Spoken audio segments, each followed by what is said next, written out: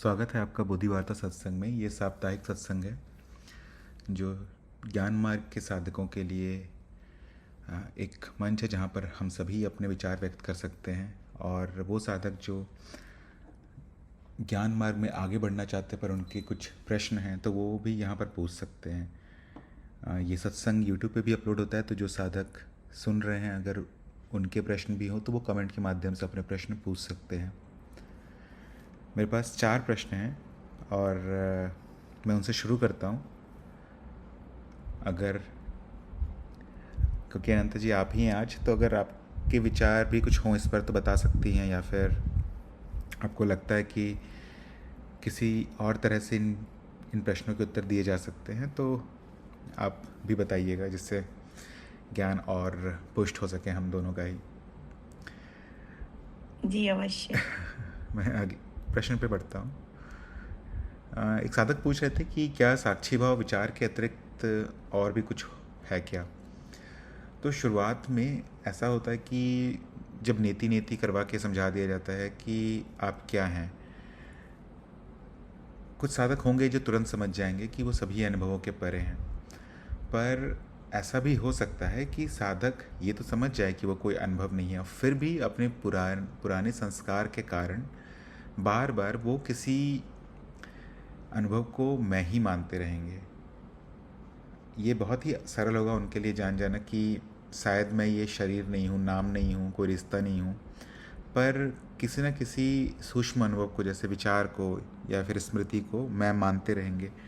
जब भी कोई ऐसी अवस्था आ जाए या परिस्थिति आ जाए जहाँ पर जो उनके अनुकूल ना हो, तो वो तुरंत आप देख पाएंगे कि साधक उस परिस्थिति में पूरी तरह से अहम के नियंत्रण में आ जाता है।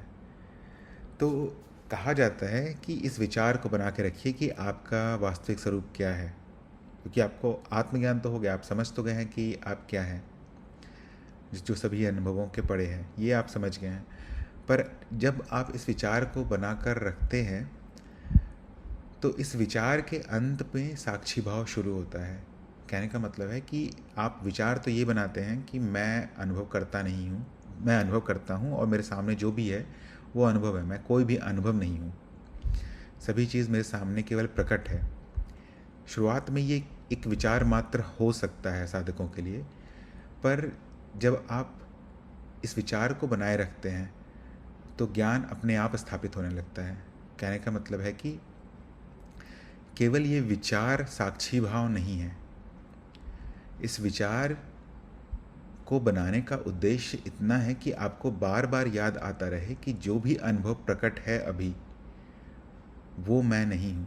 ये बात समझ तो जाते हैं बौद्धिक तल पे कि मैं कोई भी अनुभव नहीं हूँ, पर इसको बनाए रखने में कुछ समय लग सकता है, या इसको अच्छी तरह से वास्तविकता में समझने में कुछ समय लग सकता है।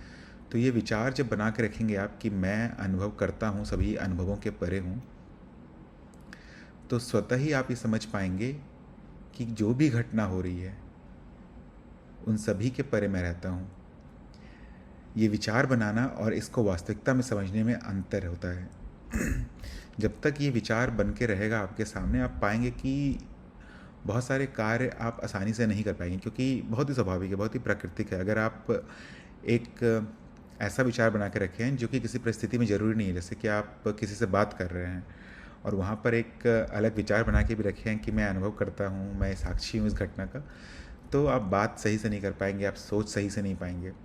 धीरे धीरे करके ऐसी एक परिस्थिति आ जाएगी जहाँ पर आप इस विचार को भी लाना ज़रूरी नहीं समझेंगे और आप समझ जाएंगे कि मैं ही साक्षी हूँ। इस परिस्थिति में आप आसानी से देख पाएंगे कि सभी चीज़ स्वतः ही चल रही है, कोई करने वाला नहीं है, कुछ होने वाला नहीं है। जो दुख आ रहा है या जो सुख आ रहा है वो दोनों ही बस एक वृत्ति है, अपने आप ही प्रकट हो रही है और अपने आप ही चली जा रही है। किसी भी अनुभव से आप लिप्त नहीं होंगे। हर बार अगर आप बना पा रहे हैं ये विचार, तो ये ज्ञान आपका पुष्ट होता चला जाएगा और फिर एक समय आएगा जहाँ पर आप स्वतंत्र हो जाएंगे सभी प्रकार के अनुभवों से। अनुभव आपके सामने चलते रहेंगे, जो जीवन के कष्ट हैं वो रहेंगे, जो जीवन के सुख हैं वो रहेंगे, जो रिश्तेदार हैं वो रहेंगे, पर आप उन सब के पीछे रहेंगे, किसी चीज़ को प्रभावित नहीं करने का प्रयास करेंगे। तो साक्षी भाव यही है कि इस विचार के अंत में जो होता है, या फिर ये कह सकते हैं कि जो विचार है वो एक सीढ़ी है, आखिरी सीढ़ी है जहाँ साक्षी भाव जहाँ से शुरू होता है। और इस जगह पे आने के बाद आपको आराम से पता चलने लगेगा कि यहाँ सभी चीज़ मिथ्या है, सभी चीज़ अपने आप चल रही है। केवल अहम के कारण हर समय लगता रहेगा सभी को कि कोई है, कुछ है जो कर रहा है या जो हो रहा है, पर आप हमेशा स्वतंत्र हैं, आप हमेशा आनंद में हैं। तो साक्षी भाव विचार की बाद की स्थिति है। विचार बस एक एक तरह का एक तरह से आपकी सहायता करता है आपको साक्षी भाव में बनाए पहुंचाने का। एक बार पहुंच जाने के बाद आपको पता चलेगा कि इस विचार की भी ज़रूरत नहीं है, और फिर जब भी कोई भी घटना चल रही है आप हमेशा साक्षी भाव में रह सकते हैं। आशा करता हूँ यहाँ मैं अपना विचार रख पाया हूँ। अगर कोई साधक इस पर कुछ बोलना चाहते हैं तो बोल सकते हैं, या पूछना भी चाहते हैं तो पूछ सकते हैं।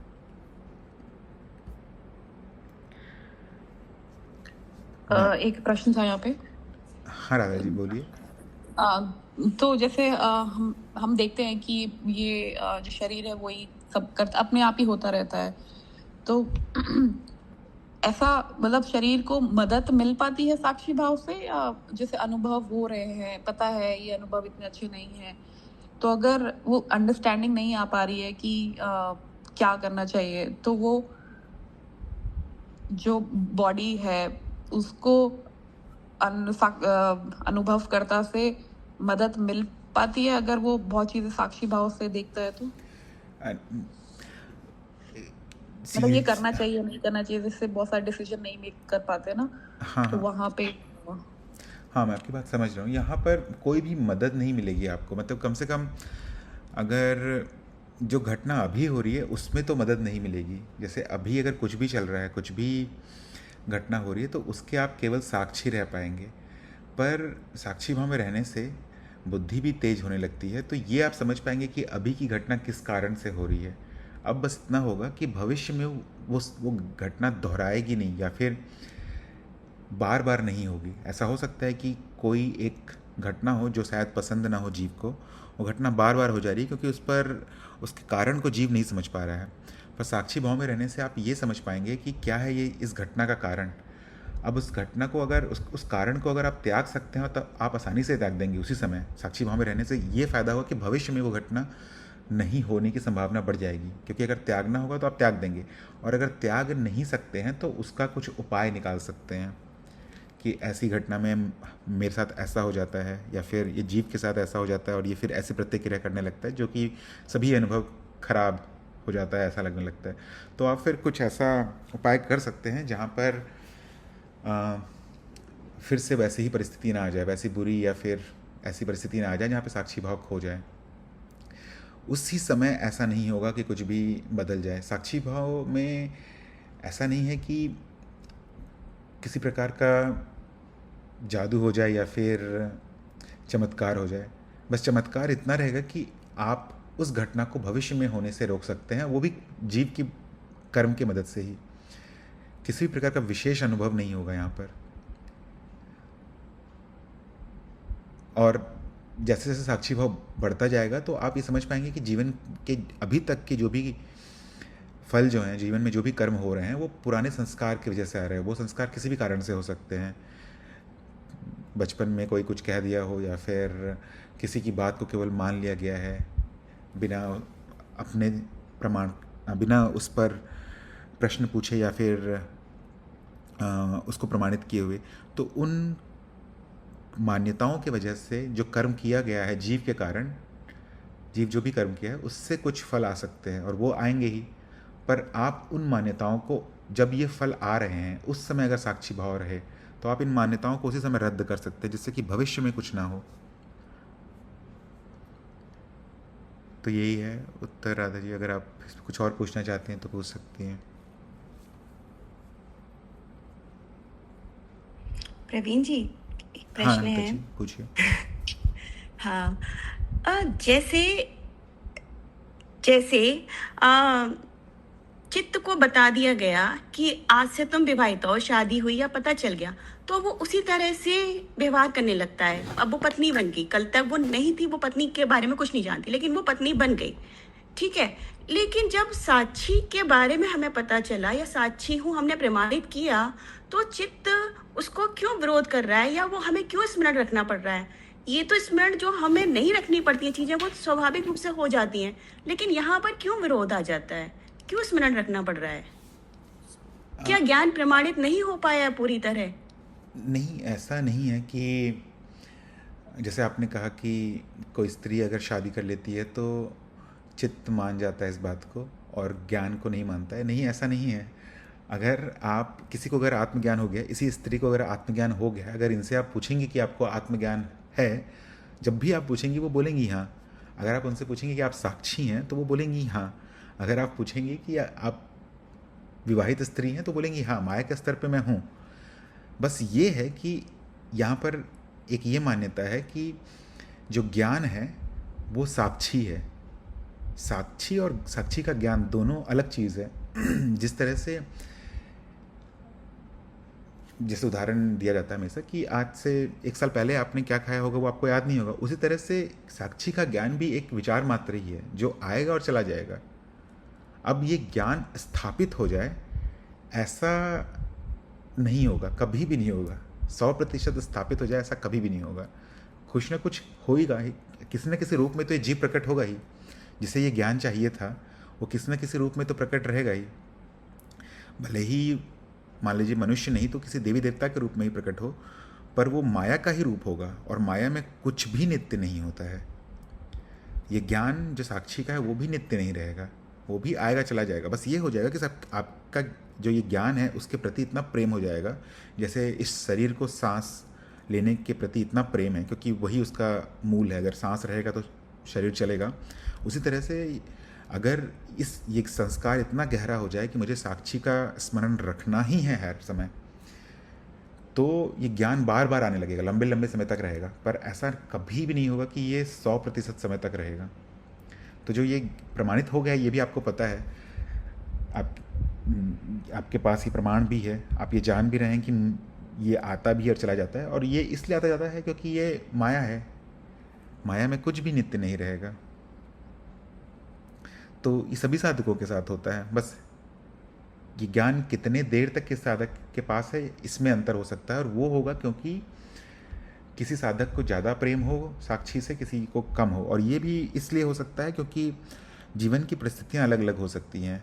मान लीजिए कि किसी साधक को कि उत्तरजीविता का संघर्ष है, कोई साधक है जो बहुत ही ज़्यादा जटिल कार्य करता है और बहुत लंबे समय तक करता है, तो जब भी वो बुद्धि का उपयोग करेगा उस जटिल कार्य को सुलझाने में, उस समय बहुत ज़्यादा संभावना है कि कुछ क्षण के लिए उसकी साक्षी भाव चली जाएगी। पर कोई साधक है जो कि उसका जीवन का सबसे बड़ा लक्ष्य ही यही है कि साक्षी भाव में रहना, और कुछ भी नहीं है।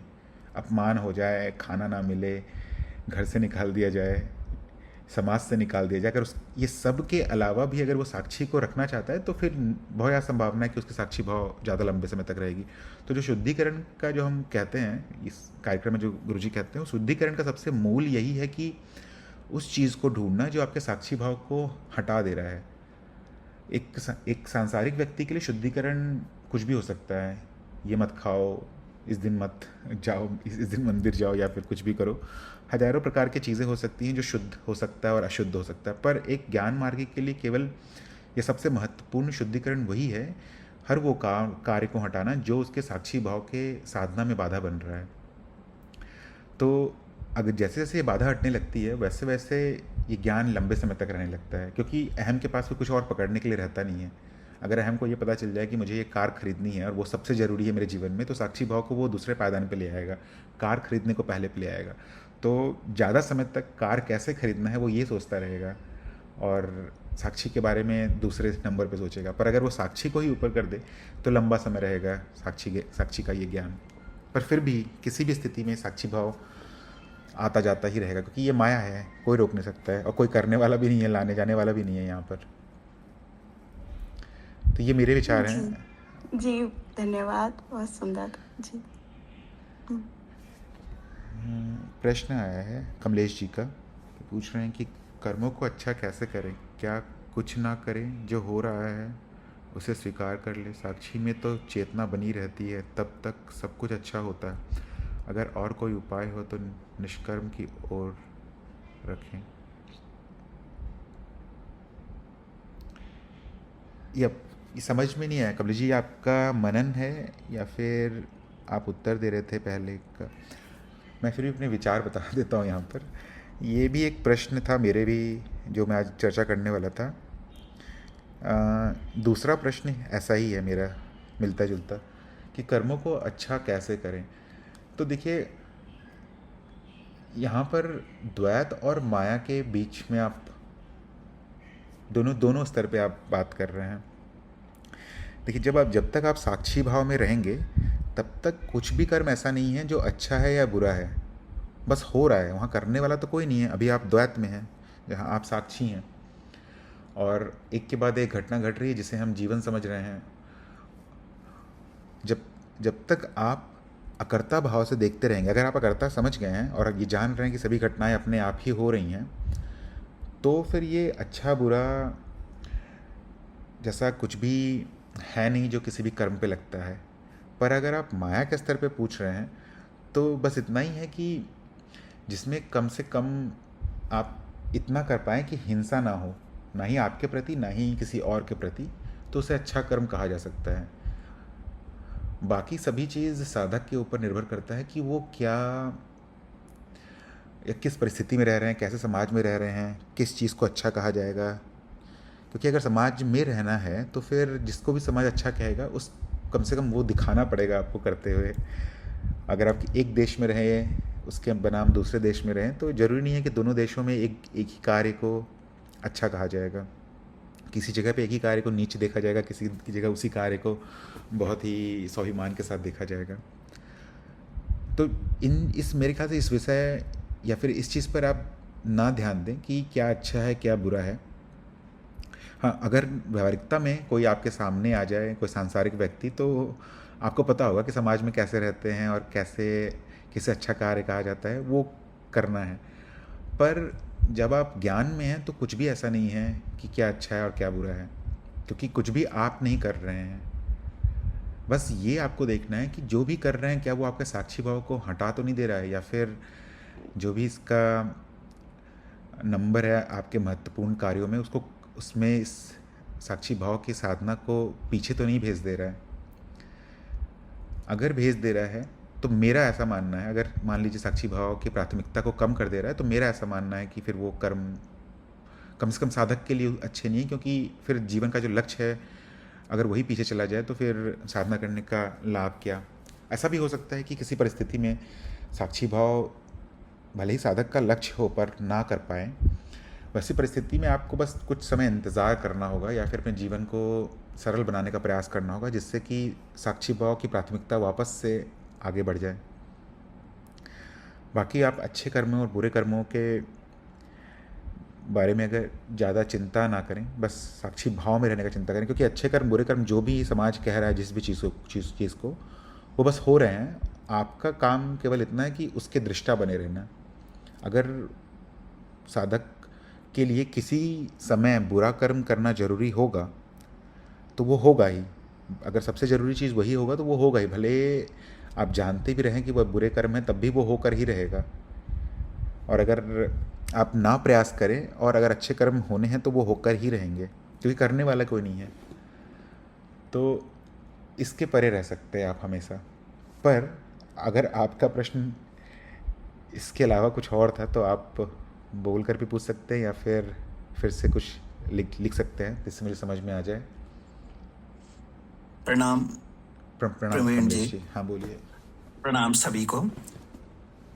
बस बात यही थी कि कर्म की महत्वता बहुत ही ज़्यादा है, और जब तक गुरु नहीं मिलता तो दिशा नहीं मिलती, अज्ञान नहीं जाता। लेकिन एक कहावत मैं थोड़ी स्मृति के आधार पर पिछली थोड़ा कबीर साहब को ज़्यादा वो किया है। उन्होंने कहा कि होनहार होके रहे करम अंक जो लेख। और राई घटे न तिल बढ़े, रहे रे जीव निशंक। तो गुरुदेव के ज्ञान के मार्ग के आधार पर तो बहुत ही उसका स्पष्टीकरण आ जाता है कि कर्म आपके नहीं है।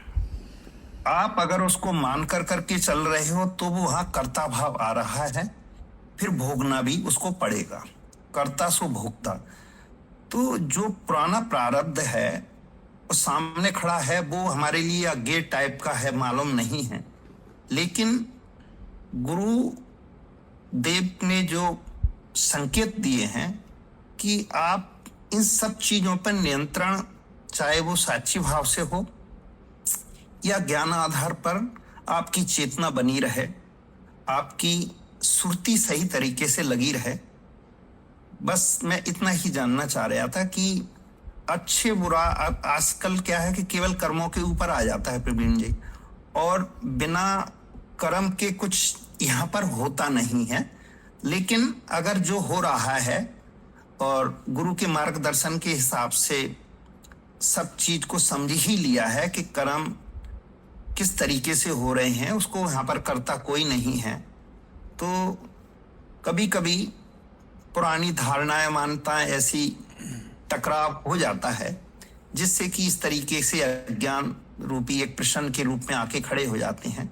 तो उसके लिए जिस सत्संग बनाया है, आप गुरुदेव की कृपा से आप इन सब चीजों को स्पष्ट कर ही देते हैं।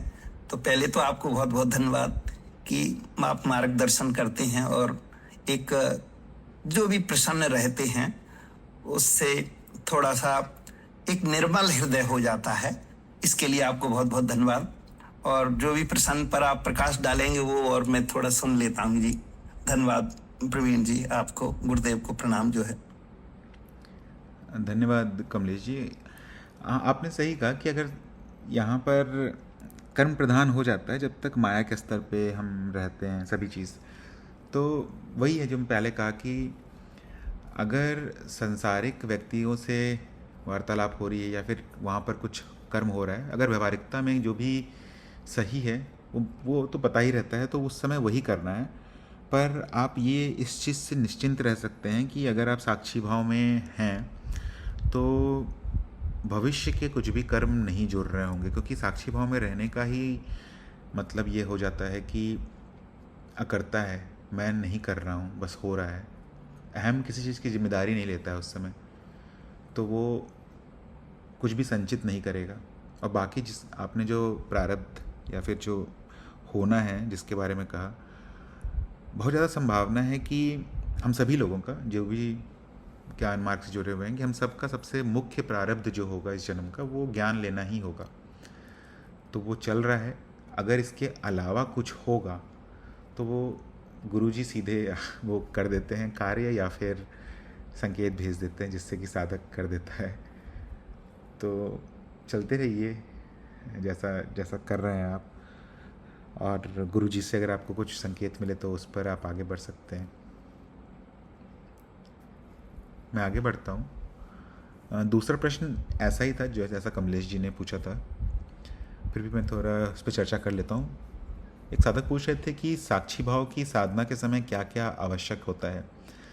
तो जब साक्षी भाव की साधना शुरू होती है किसी भी साधक की, तो वो ऐसा लग सकता है, क्योंकि साधक नए होते हैं, और ऐसा विचार आ सकता है कि शायद मेरे दुख खत्म हो जाए, या फिर जीवन में जो भी परेशानियां थी, जो भी कर्म उलझे हुए थे, वो सब सुलझ जाए। पर अभी आपको केवल साधना पे ध्यान देना है, कम से कम जो 3 महीने होते हैं, और उसके बाद भी हो सकता है। आपको साधना पे ध्यान देना है, कहने का मतलब कि आपको इस बात पे ध्यान देना है कि जो भी हो रहा है उन सब के पीछे मैं हूँ, उन सब का दृष्टा मैं हूँ। यहाँ कुछ भी करना आवश्यक नहीं है, जो हो रहा है वो हो रहा है। अगर आप कुछ भी करेंगे तो वो अहम को ही केवल पुष्ट करेगा या बलशाली और बनाएगा कि मैं साक्षी भाव में हूँ, अब मैं इस चीज़ पे नियंत्रण कर सकता हूँ या फिर उस कार्य को हटा सकता हूँ। ये नहीं करना, ये जीव कर रहा है अपने आप ही। आप वो रहेंगे हमेशा जो कुछ नहीं कर रहे होंगे, या फिर आप वो रहेंगे जिसके लिए कुछ भी आवश्यक नहीं होगा। जीव के लिए जो आवश्यक होगा वो करेगा, ढूंढ के कर लेगा। इस बात को भी आप प्रमाणित कर सकते हैं। ऐसा कोई बहुत ज़रूरी कार्य आप देखेंगे अगर जीव के जीवन में आ रहा है, और उसे अगर आप नहीं करने देंगे तो जीव कुछ ना कुछ उपाय निकाल के वो कर ही लेगा। जीव उपाय नहीं निकालेगा, मतलब ऐसा होते रहेगा, एक के बाद एक अनुभव ऐसे हो रहे होंगे जहाँ पे लगेगा कि जीव ने उपाय निकाल लिया है और एक कर्म कर दिया है। पूरी तरह से साक्षी भाव में रहकर आप इस बात को देख सकते हैं। तो साक्षी भाव की साधना में सबसे ज़रूरी यही है कि कुछ आपको नहीं करना है, केवल साक्षी बने रहना है हर घटना का। और शुरुआत इसका जो पहले प्रश्न पे हमने चर्चा किया कि विचार से होगा। विचार बाद में आपको खुद ही साक्षी भाव में ले आएगा, क्योंकि साक्षी भाव कहने का मतलब है कि आप साक्षी हैं, ये आपको पता है, और इसके लिए फिर कोई विशेष विचार बना के नहीं रखनी है। विचार बनाएंगे तो फिर वो आपके जीवन में फिर जो भी कार्य कर रहे हैं वो सही से नहीं होगा, या फिर विचार इतना प्रबल हो जाएगा कि कुछ समय के बाद साक्षी भाव का जो विचार बनाने का जो ये कार्य किया जा रहा है जीव के द्वारा वो भी हट जाएगा। तो शुरू करना है विचार से, इसमें जितना प्रयास कर सकते हैं कीजिए, और एक बार साक्षी भाव में आ जाने के बाद केवल देखना है। चीज़ें अपने आप ही सुलझने लगेंगी, कम होने लगेंगी, सरल होने लगेंगी। और ये सरल जो समय लगता है इसको सरल होने में, ये थोड़ा अलग अलग साधकों के लिए अलग अलग तरह से हो सकता है, क्योंकि सबका जीवन अलग है, सबके जो जीव की जिम्मेदारियां हैं वो अलग हैं, पर सुलझ जाता है ये निश्चित है कुछ समय में। अगर कोई साधक कुछ पूछना चाहते हैं तो पूछ सकते हैं, मैं अगले प्रश्न पे बढ़ता हूँ। या कोई भी साधक कुछ बोलना भी चाहते हैं, अपने विचार व्यक्त करना चाहते हैं तो कर सकते हैं। हाँ, मैं अगले प्रश्न पे चलता हूँ। अगला प्रश्न है कि एक साधक पूछ रहे थे कि क्या प्रगति के बाद मैं का ज्ञान बढ़ता है। तो सबसे खुशी की बात यही है कि ज्ञान मार्ग में आपको जो मैं के बारे में पता चल जाता है पहली बार आत्मज्ञान के समय, बस उतना ही रहता है, वही अंत है। मैं के बारे में और कुछ भी पता नहीं चलेगा, बस इतना ही पता चलेगा कि वो है अस्तित्व की जानने की क्षमता, जो कि आप स्वयं हैं, जो सभी चीज़ों को जान रहा है, केवल इतना ही पता चलेगा। इसको अलग अलग वाक्यों में या फिर अलग अलग भाव में व्यक्त किया जा सकता है, पर जितना अभी आप जानते हैं आत्मज्ञान के बाद उतना ही ज्ञान रहेगा। क्या होगा कि जो अज्ञान है वो नष्ट होना शुरू हो जाएगा। आत्मज्ञान के बाद आप सीधे सबसे ऊपर की मंजिल पे पहुंच जाते हैं। उसके बाद नीचे से जो भी अज्ञान की मंजिलें हैं वो धीरे धीरे करके टूटती हैं। जैसे कि कुछ समय के बाद आपको ये पता है कि सभी चीज़ मिथ्या है, आपको ये पता है कि जो भी आपके सामने प्रकट है अभी वो मिथ्या है, पर शायद आत्मज्ञान होते ही ये समझ में ना आ जाए तुरंत में कि सभी चीज़ मिथ्या है। बौद्धिक तल पे आप प्रमाणित भी कर लेंगे, पर लगेगा कुछ समय इसमें, और फिर एक दिन आएगा जब आपको दिखेगा कि सारे संबंधी मिथ्या हैं। एक दिन आएगा जब ये आपको दिख जाएगा कि सभी कर्म अपने आप ही हो रहे हैं। एक दिन ये समझ में आ जाएगा कि किसी भी इच्छा को पाया नहीं जा सकता है। अगर आप किसी इच्छा को पूर्ण भी कर लेंगे तो जो उद्देश्य रहेगा पूर्ण करने का वो नहीं मिलेगा। हर चीज़ अनंत रूपों में प्रकट है, अनंत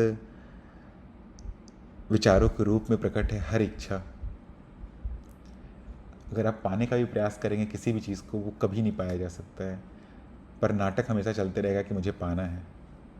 धीरे धीरे करके ये सभी अज्ञान आपको दिखने लगेंगे, और फिर स्वतः ही सरलता बढ़ने लगेगी जीवन में। तो मैं का तो ज्ञान नहीं बढ़ेगा, पर अज्ञान के प्रति जो आपका दृष्टि है वो ज़्यादा तेज़ हो जाएगा, और अज्ञान ज़्यादा जल्दी नष्ट होने लगेगा समय के साथ। आशा करता हूँ मैं अपनी बात रख पाया हूँ यहाँ पे। अगर कोई साधक कुछ बोलना चाहते हैं इस पे तो बोल सकते हैं। मैं अगले प्रश्न में बढ़ता हूँ। आज का आखिरी प्रश्न है। अगर कोई साधक कुछ पूछना चाहते हैं तो बोल के लिख कर कभी भी पूछ सकते हैं। आखिरी प्रश्न है कि प्रगति किसकी होती है। तो हमेशा हम कहते हैं कि प्रगति पे ध्यान दीजिए, या फिर सभी सत्संग में ये सुनते होंगे आप लोग, गुरुजी भी हमेशा कहते हैं कि प्रगति पे ध्यान देना साधक का सबसे ज़रूरी कार्य है। और फिर साथ में हम लोग ये भी कहते हैं कि कोई है नहीं, तो प्रगति हो किसकी रही है? तो प्रगति इस जीव की ही हो रही है, जो जीव शुरू में अज्ञान में था, जिस जीव को पता है कि वो स्वयं मिथ्या है, उसी की प्रगति हो रही है। और वो ये जान भी रहा है कि ये जो प्रगति है वो भी मिथ्या है। पर एक बार जब आप के पास ये ज्ञान आ जाता है कि मैं साक्षी हूँ जो सभी अनुभवों के परे है, उसके बाद इस जीव पर आप कृपा कर सकते हैं, क्योंकि जीव है तो मिथ्या, पर ये रहेगा लंबे समय तक। लंबे समय तक रहने का मतलब यही है कि भले ही ये शरीर चला जाए, फिर से ये किसी दूसरे चक्र में फंस जाएगा, दूसरे जन्म में आ जाएगा। मान लीजिए मनुष्य जन्म ना भी मिले, प्रगति हो जाए या फिर ऊपर की योनियाँ मिल जाए, वहाँ पर भी जीव रहेगा ही, किसी दूसरे रूप में रहेगा। जो कारण शरीर जो पीछे रहता है, जो नए शरीर के साथ संबंध स्थापित करता है, वो तो रहेगा ही। तो अब आपके पास ज्ञान है, अब आप वो कर सकते हैं जिससे कि इस जीव की प्रगति तेज हो सके, वो माया में लिप्त ना हो। माया में लिप्त कहने का मतलब है कि ऐसा ना करने लगे कुछ कि या तो प्रगति हो ही ना, बहुत धीरे हो, या फिर पतन होने लगे। इतना कृपा कर सकते हैं आप जीव पर, केवल दृष्टि मात्र से ही, केवल ये समझने मात्र से ही कि मैं साक्षी हूँ। आप अपने आप ही देखेंगे कि बहुत सारे बंधन जो पहले अनजाने में ही आपको रोक रहे थे आगे बढ़ने से, वो कम रोकेंगे। क्योंकि ऐसा नहीं होगा कि आप अधिकांश समय जो मानसिक विचार या मानसिक ऊर्जा जो व्यर्थ कर रहे थे बंधनों को सुलझाने में, वो एक ही क्षण में सब सुलझ जाएंगे। अब आप अपनी प्रगति पे ध्यान दे सकते हैं, अर्थात जीव के भले के बारे में सोच सकते हैं। तो ज्ञान होने से प्रगति जीव की होगी, ये पूरी तरह से जानते हुए कि ये प्रगति भी मिथ्या है, पर और कुछ करने के लिए तो है नहीं। क्या करेंगे इस समय? तो इस जीव पर कृपा करना ही सबसे अच्छा रहेगा, क्योंकि ये जीव रहने वाला है लंबे समय तक। जीव कभी भी मुक्त नहीं होता है। तो अगर आप कृपा कर सकते हैं तो कर दीजिए, और नहीं कर सकते हैं तो वो भी ज़रूरी नहीं है, प्रगति भी ज़रूरी नहीं है। अगर आप ज्ञान में रह पा रहे हैं तो, और जो भी चल रहा है जीवन में, जो भी अनुभव प्रकट है, भले ही अच्छे बुरे, अगर उससे जीव को कोई परेशानी नहीं हो रही है इस बात को जानने के बाद कि वो मिथ्या है, तो प्रगति भी ज़रूरी नहीं है। आशा करता हूँ यहाँ पर मैं अपनी बात रख पाया हूँ। अगर कोई साधक कुछ बोलना चाहते हैं या पूछना चाहते हैं तो पूछ सकते हैं।